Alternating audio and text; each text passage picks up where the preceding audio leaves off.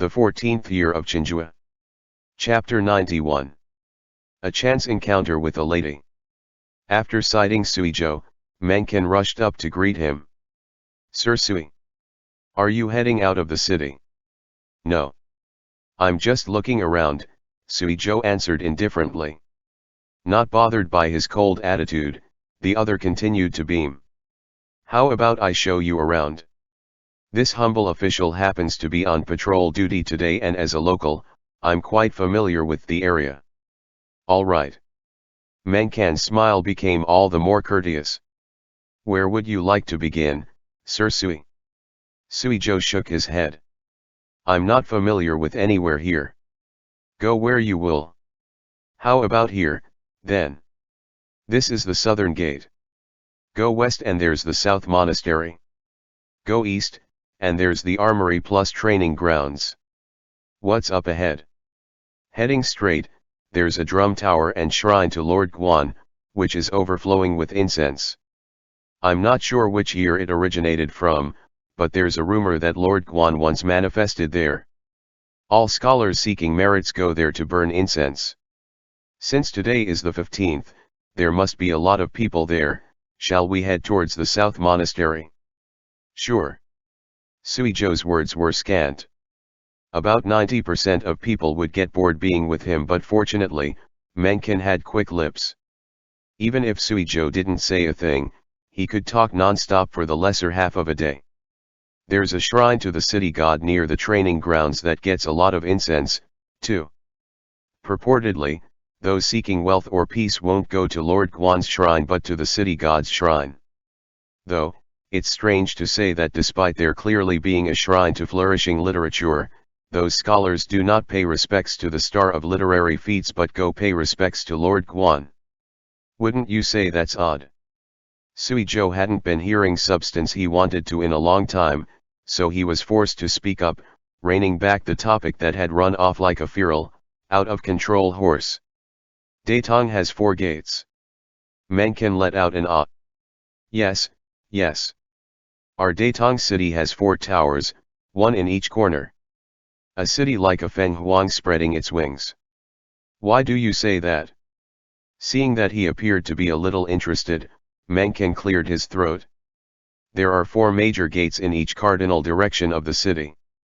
The gate of martial decisiveness is north, with a shrine to Chenghua just outside. The gate of eternal peace is south. The gate of clean remoteness is west, with a shrine to the Dragon King outside.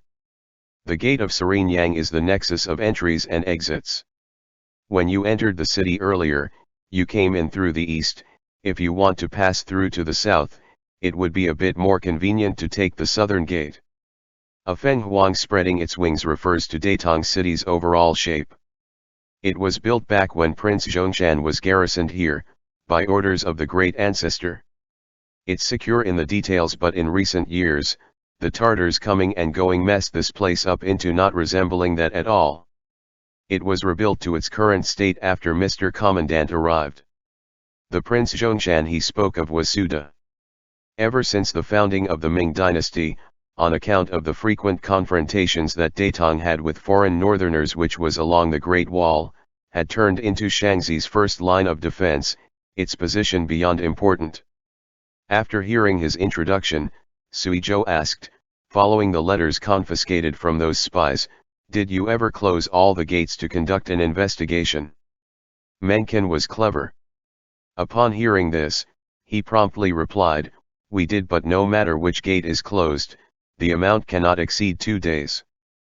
Datong Prefecture has a large population with frequent trade dealings, especially for those merchants. The amount of people coming and going from the gates each day is really not any lesser than that of the capitals. Keeping them closed for too long is impossible, otherwise the food supply will dry up, the price of food in the city will rise, and that inflation will incite chaos. This was why Mr. Commandant only ordered for a day of closure." Suizhou nodded, saying nothing else. According to Meng Xi, the strategy of shutting the gates to trap the rats inside would not work. Regardless of whether any treacherous snakes were mixed in with the dragons, if the enemies hid just a little deeper, the soldiers would have difficulty finding them. Beyond that, the gates couldn't be shut for too long, and as long as they were open, the spies would always be able to find a way to slip out. Thus, it would be best to capture the source, finding the one that was passing information to the Tartars from their own internal encampment. Seeing that he didn't appear to have anything to ask, Meng Xi just laughed. "Let's walk over on this side, sir. Noon is approaching, and there's going to be some more people on that side, so there might be a collision." Before he finished speaking, someone suddenly turned a corner up ahead, a case held in their arms, and charged towards Suizhou in the blink of an eye. His figure darted away a bit, easily avoiding the person that was so boldly charging forward. The other party instead tripped, then fell onto Meng Xi, case and all. Meng Xi didn't have Suizhou's lightning-quick reflexes, immediately stumbling from the hit. The two automatically pitched backwards at the same time. As a big and sturdy man, he was able to stabilize himself after a few steps, while the new person fell straight back, landing solidly on the ground. And yet, the calamity did not end just yet, because when the other party crash-landed, the case dropped from her hands happened to land right on Meng Xi's foot, causing him to immediately shriek out of pain. He swore, grabbing his foot. "Which son of a bitch?" His voice abruptly cut off when he got a good look at the woman in front of him, becoming awkward at once, and having the wrong look of wanting to curse at her but not being able to. "So it's you, Miss Du." He forced out a tiny smile, but it would have been better if he hadn't, as it made his greeting tone of voice seem to squeeze out from between his teeth. The woman tearfully stood up. She had likely been struck hard, but as this incident had been her fault to begin with, it would be great if the others simply didn't blame her. She had to apologize to him, rather. "Hello, Corporal Meng. I was just rushing back to the apothecary and wasn't looking where I was going. Please forgive me. How about you go with me and have my father see if you need help?" The medicinal supplies in the case had all scattered about. As the young lady apologized, she bent over to gather them up. Suizhou, completely unscathed, lowered his head to help, and he moved much faster than her. The case was soon loaded back up with the overturned stuff. Miss Du hurriedly thanked him. "Many thanks for your help, mister. What is your name?" Suizhou was not in his Kylin uniform that could terrify people, but his aura alone would not let anyone mistake him for an unnamed pawn. "This is Sir Sui from the capital," Meng Xi introduced, pulling a smile that was uglier than a crying face. "This is Miss Du, daughter of the doctor of Zhongjing Hall. She's a doctor, too. Zhongjing Hall provides us with medical supplies, and Dr. Du often treats our soldiers." He knew what Suizhou wanted to hear, so he quickly clarified the woman's identity, which also indirectly explained why he couldn't get mad at her despite his hurt foot. Miss Du showed some curiosity towards Suizhou's status, but she didn't inquire after it, merely giving a courtesy bow, then turning to Meng Xi. "Corporal Meng, you might be badly hurt. How about you come back with me to the apothecary for a visit?" Meng Xi looked hesitantly at Suizhou, mentally wringing his hands. He had originally wanted to leave a good impression on Suizhou, which was why he had offered himself up to give a tour, only for him to injure his foot before he could lick any boots. He was like a student that had finished his lessons, yet died before he could make anything of himself. Suizhou glanced at Meng Xi's foot. "It's a heavy injury. Go get it checked out. Then, how about you?" "I will go with you." Meng Xi felt embarrassed. "How could that do? That will hold up your work. Can you walk by yourself?" Meng Xi tried it out, then nearly collapsed to the ground in pain. "She wouldn't be able to support you, either," Suizhou pointed out. As the main culprit, Miss Du clutched her medicine case, apologizing profusely. What was Meng Xi going to do? Yell at her? He had to put on an expression of suffering. "Then I'll have to inconvenience you, Sir Sui." Wanting to use flattery had ended with him suffering sudden disaster. Why was he so unlucky today? At the defending supervisor's estate, The master of the house was leaning against a banister, slightly stooped over as he sprinkled fish food into the pond. Tang Fan slowly walked over, laughing in mockery. Silent before the wind, standing for a quick moment, catching a pair of koi. "One you're so leisurely, eunuch Wang." Wang Ji didn't turn his head. "I'm just stealing a half day of relaxation." He tossed the rest of the food he held into the pool, clapped his hands clean, then straightened back up. "Is your ploy actually going to work in fooling him?" Tang Fan spread out his arms. "I have no idea." Hearing that irresponsible remark, Wang Ji couldn't help but turn his head and squinted at him. The two Wangs fighting today had ultimately been a joint performance that had followed Tang Fan's scheme. It's the eve of a battle, while the commander and military supervisor are at odds. The spy definitely won't be able to sit still on such a big chunk of news, Tang Fan said. If Guo Tang really is the one passing information on to the Tartars, he'll certainly find a way to pass this on. And if he isn't, then someone else will do it, of course.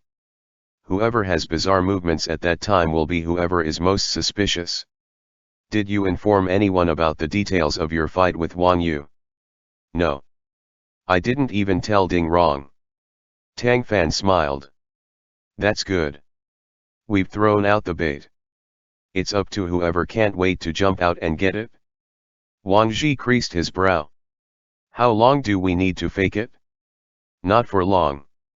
In a minute, have someone spread the news that after I left the commandant estate, I came over here to persuade you to make up with Wang Yu but ended up quarreling with you, after which you drove me out of the estate in rage, saying that if Wang Yu doesn't bow his head to you first, you will never be able to come to an agreement with him. Wang Ji stroked his chin. He's gone off to patrol Yunchuan post right now. If the Tartars learned of this, they'd definitely go wild with joy and attack the prefecture. That's a good strategy. Tang Fan chuckled. It's actually not, but if you want to catch the traitor, you can only draw the snake out of its hole. There's simply no better strategy. The other beckoned to him. Come here. What is it? Tang Fan asked, mystified. Wang Ji smiled in a friendly way. I have to say something personal to you. Come here. Sir Tang was immediately on guard. There's no one else here. Just say it where you stand. Are you coming here, or what? Wang Ji asked impatiently. I'll be taking my leave. He turned to go but Wang Ji was quicker than him, straight up grabbing his collar from behind and hauling him up, whereupon he twisted and pulled his arm, then threw a slap at his face. The sound of the strike was crisp. The servants standing watch on the other end of the corridor couldn't help but turn their heads to look, witnessing in fear that the two that had been talking pleasantly had had a falling out for some reason, where eunuch Wang had even set to hitting the other party. Inexplicably getting slapped and even having his arm dislocated, Tang Fan was immediately both confused and enraged. What are you doing? Wang Ji patted his hands off. What I ought to? Didn't you say that you wanted me to get thundering mad and drive you out of the estate? How could just a verbal fight be enough? In light of my personality, I'd definitely get violent, so you getting beaten up by me will look serious, but just be all talk in reality. You can go find Suizhou to get that set. Don't slap me in the face too for that. Tang Fan raged. Proudly observing the handprint on his fair cheek, Wang Ji answered innocently, it was you who said you wanted to act out a full drama. If not done like so, how could we get others to believe us? When the traitors are arrested, do you want me to let you hit me back? Mr. Tang stifled back swears that could not be said, forced to furiously leave the estate with a twisted up expression. Ding Rong apprehensively went to send him off. Sir Tang, eunuch Wang has had a bit too much of a temper these days. Please don't mind him. Tang Fan covered his face, 3 zhang of flames shooting off from him. If I don't mind him, who am I supposed to mind? The other smiled apologetically. Your injury needs Panax powder applied to it, as it improves blood flow and eases bruising. Cattail powder will work, as well. How about I accompany you to Zhongjing Hall for some medicine? It isn't far, just a right turn up ahead. Their white Panax ointment is specially made for treating external wounds and bruises, it'll be quite effective.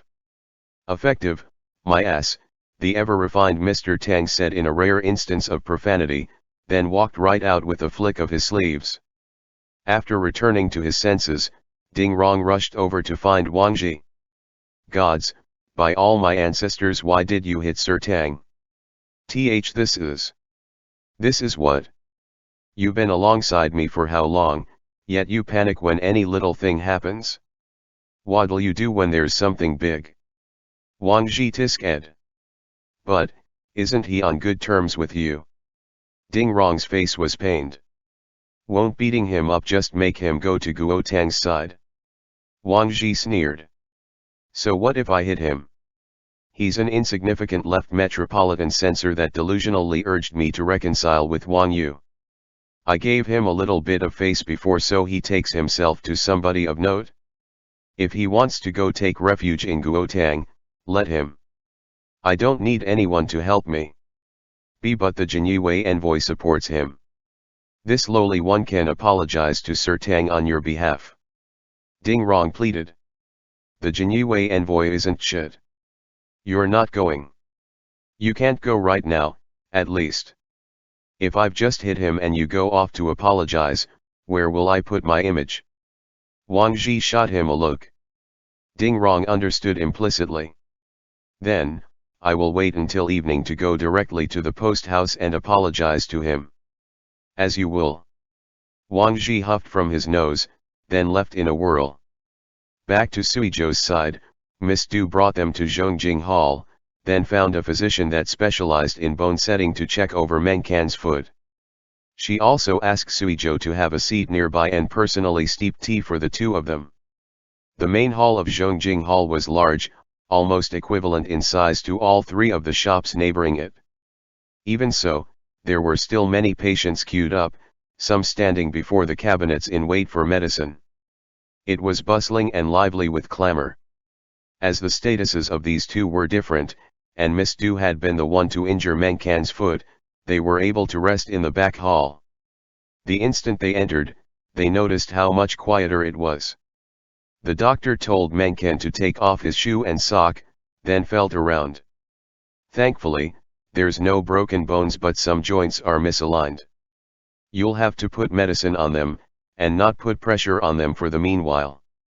Using a cane would be best. Hearing that they weren't broken, Meng Can finally exhaled. How long will I have to apply it for? Serious injuries take 3 months, so at least 2 months will be needed. Meng Can went pale with fear. How am I going to fight, then? The doctor smiled bitterly. You can only rest. Meng Can's face was now difficult to look at. When Dr. Du had learned that his daughter had injured a corporal, he had rushed over himself, and now that he heard this, the guilt on his face grew all the stronger. Corporal Meng, I am truly sorry for what happened today. My little girl is too reckless, and I've already reprimanded her. From now on, if you ever need medicine or a checkup, all you need to do is report your name, and it'll be free of charge. Please be generous, sir, and do not take offense. Meng Can could no longer force out a smile, laughing blandly. Thank you, then. Had it not been for Zhongjing Hall providing necessary medical supplies for the army and Dr. Du having some respectability before Wang Yu, he would have long been raging up a storm. Dr. Du was clearly aware of that too, as he was not only apologizing over and over again, but had also told his daughter to come over, offer tea and apologize herself. Even with all that, Meng Can's expression was not great to look at. I need someone on my side who's familiar with Datong City, Suizhou spoke up at last. You will accompany me for this time frame. I'll go explain to Commandant Wang later. Hearing this, Meng Can's expression changed, finally having some happiness to it. He had inquired before about Suizhou's origins, and knew that the one before him could speak directly to the emperor. Being able to follow him was better than going anywhere else. If you don't mind this subordinate getting in the way, I will do my best, sir.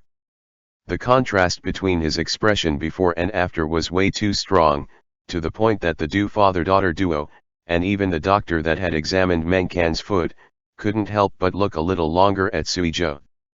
They tried to guess at his origins, but unfortunately, they couldn't glean any clues off of his frosty face. Meng Can no longer cared about his injury, at least. Miss Du finally let out a sigh of relief. It wouldn't be good for her to leave just like that, so she stayed nearby to talk. In a cold sweat from the pain, Meng Can had no free time to chat with her. It was instead Suizhou that questioned her about medicinal materials, seeming greatly interested. Miss Du had grown up in this border city and had practiced medicine with her father since her childhood, unlike average women that never left the inner household or stepped foot outside their home's gates. Rather bright by nature, she was able to answer all of his questions, and upon seeing that he was interested in the business's supply of materials for the Ming army, she took it upon herself to explain. The Du family has been responsible for the treatment of Datong's army since my paternal grandfather's time. After Commandant Wang came to Datong, he had people inspect all of the apothecaries in the city, and learned that Zhongjing Hall's ingredients were top quality, as well as that we do not discriminate between patients. He thus let us take responsibility of the army's supply needs. Even when Commandant Wang falls ill, he sends someone to invite my father over to examine him. Are all of the medicinal materials of the counties under the prefecture's jurisdiction provided by the hall? Yes. We have branch halls opened in those other counties. This city is where the main store that has a relatively complete collection of materials, while the branch halls generally have shortages, so goods got here first. Where do you get your materials? There's 2 channels. A large amount is purchased from merchants in advance, while a smaller portion is acquired from villagers in neighboring counties that harvest them. My father is magnanimous and buys them at a price 10 to 20% higher than other apothecaries do, so the villagers prefer to sell the materials to us first. Are you going to open up an apothecary in the capital, sir? She peered at him with bright eyes, seemingly puzzled as to why he would be so interested in the business of medicine. The capital's market is likely different from this area's. I'm just asking ahead. Miss Du smiled. There isn't much difference, really. It's simply that the capital will have more channels for purchasing materials than we do, though the price will be comparatively higher as it is the capital, after all. I heard that homes over there cannot be purchased without having over 1,000 taels, is that true? Suizhou gave a rare smile. Not necessarily, it depends on location. But you've said something false. Her dark black eyes looked at him. Which was? Capital medicine can only be cheaper than Datong's. She let out an ah. Why so? More channels, he answered. Being as bright as snow, she understood with just that. Because there's so many channels, competition will also be tough, yes. For the sake of standing out, the price couldn't be too high. Suizhou showed a slightly appreciative look. Correct. He was always quite a cold person, yet in a short span of time, he was happily conversing with Miss Du. That had to be said to be fate. Catching sight of this, Meng Can was surprised, and got an idea in his heart. Speaking of complete collections of medicine, if the Dus are second in Datong, no one would dare to claim first. If you're interested in medicine, Sir Sui, how about you bring Miss Du back with you to take a look, he proposed with a grin. Miss Du flushed a little at that, appearing to get his implication. She shot a glance at Suizhou, lightly biting her lower lip, yet not refusing. Her given name was Gui'er, and she was over 17 this year, an age where she was long overdue to be betrothed or even married. However, she had been personally taught medicine ever since her youth, her life experience different from typical women, and her looks were some of the best in Datong. A lady like her surely had some pride in her bones. She refused to get married, have children, be trapped inside the house and lead a boring life. The man of her dreams was a broad-minded one that would not keep her from practicing medicine nor showing her face, willing to accept and understand her goals. However, a man like that was quite hard to find in this day and age. What commonplace male would be willing for his wife to disdain being in the home after marriage, instead running out every couple of days? It was for this reason that the Dus were very worried about their daughter's marriage, and Du Guier herself was feeling like she might die alone in old age. And yet, seeing Suizhou in this moment, she had an inward appreciation towards the man's presence and behavior, having a simultaneous feeling during their talks that he might be the one she had been forever looking for. Suizhou appeared to not get Meng Can's implication, looking at Du Guier with his regular expression. "Will it be too much trouble for you, Miss Du?" She laughed. "Of course not. If you please, Sir Sui." Just as they rose, they saw a worker scurry in from the side to call for the bone-setting doctor. "Dr. Liu, come look, quick. Someone has a dislocated arm." Dr. Liu was still bandaging up Meng Can. "They'll have to wait for now. I can't just leave." The worker agreed. Right when he went to exit, the man ahead couldn't wait, walking straight in. "Sorry for the disturbance. I really can't stand the pain, so I'll have to trouble you with helping me set this, first." "Oi, oi. Why did you come in? This isn't a place you can just walk into," the worker exclaimed, hurriedly blocking him. Dr. Liu looked up with a dark face, wanting to say that a dislocation wasn't really that big of a deal and that he should just deal with it, but he saw a figure darted past him. Suizhou, who had clearly been on the other side of the back hall, had somehow come to be in front of him, and he lifted the new person's arm, gently pressed on it, then set the dislocated joint back into place. "Who hurt you?" Suizhou visibly lost his recent calm. Seeing the handprint on Tang Fan's face, his expression was so overcast, it was soon about to drip water. Roiling off of him was a dense black aura, causing others to be too afraid to approach. "Wangji." With the pain stopped, Tang Fan wiped the sweat off from his forehead. "Why did he?" Suizhou touched his cheek, carefully checking it over. "Are you hurt anywhere else?" "No." "Let's go back before I explain." Tang Fan lightly pat him on the wrist, hinting for him to rein in his murderous aura because it was clearly scaring everyone else. Suizhou paid no heed to the others, only furrowing his brow as he looked at that bright red palm print, feeling extremely annoyed by its presence. "Why didn't you come find me? How was I supposed to know where you went? I went to an apothecary to get a doctor to set this before anything else, as was natural." Master Tang was slightly wronged. He had been slapped for no reason. Why would he take the chance for a longer route to let even more people know that Wang Zhi had attacked him? As the slap mark was eye-catching yet not too terribly swollen, Suizhou finally curbed his imposing aura to turn and ask Du Guier, "Is there any anti-inflammatory ointment here?" The Northern Administrative Court Division normally had an ointment of similar effect, mixed up by imperial physicians themselves. Unfortunately, when the Jinyue had set out on this trip, they had only brought internal use medicine, forgetting to bring external use ones. Du Guier was startled, then quickly reacted. "Yes. Wait just a minute." She rushed to the front hall, then found a bottle of ointment. "Apply this here. There will be no trace left in a shishan or two." Suizhou thanked her, opened the bottle, scooped some out and applied it to Tang Fan.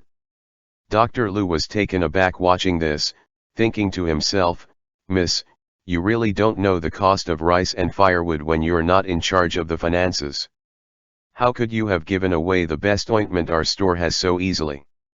Noticing that Suizhou's expression was ugly, Tang Fan stood there obediently and didn't move, allowing him to finish applying the stuff. Once done, he smiled at Du Guier. "This medicine is quite expensive, isn't it? How many taels does it cost?" I'll pay it back. She laughed. No need, no need. I hurt the two of them on the road just now, so take it as compensation.